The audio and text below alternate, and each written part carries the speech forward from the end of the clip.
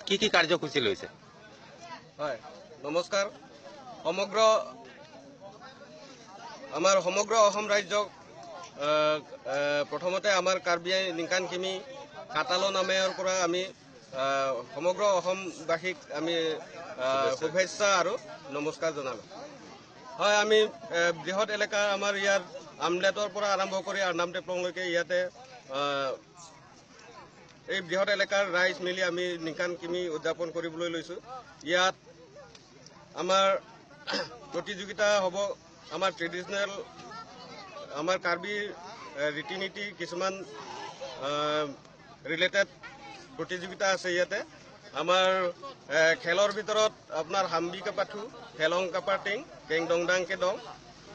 তাৰপিছতে আমাৰ পুৰণি সাংস্কৃতিক কিছুমান ইয়াতে প্ৰতিযোগিতা হ'ব, বংগৈ আলুন, তাৰপিছত আপোনাৰ আদাম আচাৰ আলুন, তেনেকুৱা আমাৰ বিশেষ এনেকুৱা পুৰণি সংস্কৃতিৰ লগত জড়িত কিছুমান গীত মাত এইবিলাক প্ৰতিযোগিতা হ'ব। তাৰপিছত সন্ধিয়া 5 বজাৰ লগে লগে আমাৰ ইয়াতে এই প্ৰতিযোগিতাসমূহৰ বঁটা বিতৰণী অনুষ্ঠান আৰম্ভ হ'ব। ইয়াতে উপস্থিত থাকিব আমাৰ কাৰ্বি আংলং জিলাৰ মুখ্য আমাৰ কাৰ্বি আংলং জিলাৰ স্বায়ত্ত সাহিত্য পৰিষদৰ মুখ্য কাৰ্যবাহী সদস্য শ্ৰীযুত তুলিৰাম ৰহং উপস্থিত থাকিব। লগতে আমাৰ বিধানসভাৰ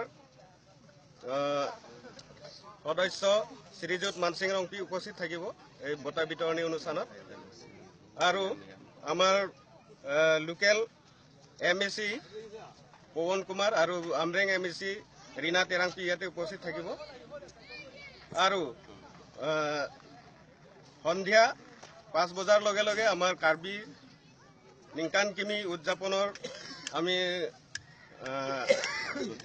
সাংস্কৃতিক সন্ধিয়া অনুষ্ঠিত কৰিবলৈ লৈছোঁ। আমি ইয়াতে আমাৰ কাৰ্বি গীত মাতৰ উপৰিও বিভিন্ন ধৰণৰ নাচ গান প্ৰতিযোগিতা আদি হ'ব। ইতিমধ্যে আপোনালোকে পুৱাৰ ভাগৰ পৰা এতিয়ালৈকে কি কাৰ্যসূচী সম্পন্ন কৰিলে? প্ৰথমতে আমি আমাৰ এই নিকান কিমি কাটালনৰ এইটো মেইন যিটো তোৰণ এইটো আমি মুকলি কৰিলোঁ। তাৰপিছতে আমি আমাৰ নিকান কিমি পতাকা উত্তোলন কৰিলোঁ। তাৰপিছতে ইয়াৰ পিছত আমাৰ এই বৃহৎ এলেকাৰ যিসকল আমাৰ পুৰণি বা আমাৰ ককা আইতা তেওঁলোকৰ আত্মাৰ সদ্গতিৰ কাৰণে আমি স্মৃতি তৰ্পণ কাৰ্যসূচী আমি এই অলপ আগতে আমি সমাপ্ত কৰিলোঁ।